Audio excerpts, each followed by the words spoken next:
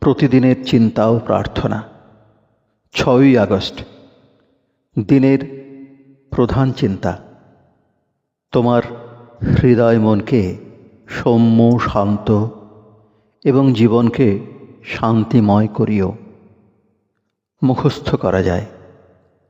জীবনের ঝটিকার বেগে হইনু তাড়িত, আসিলাম তাই আমি তোমার আশ্রয়ে। তরু তুমি অক্ষয় সনাতন, বসিয়া নিরাপদে তব ছায়া তলে।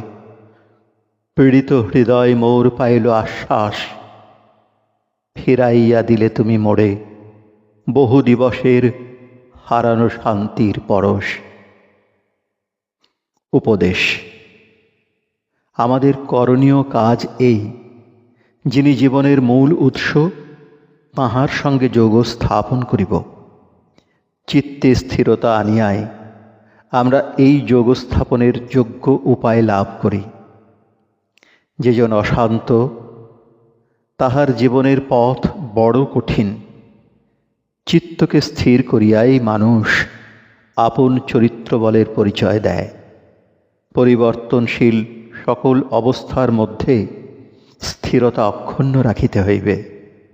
এই কাজে যদি আমরা বিফল হই, তবে আমরা তাহার সকল আশীর্বাদ হারাইব। প্রার্থনা। যিনি সর্বভূতে বর্তমান, তিনি যেন আমাকে নিরঙ্কুশ শান্তিতে রাখেন।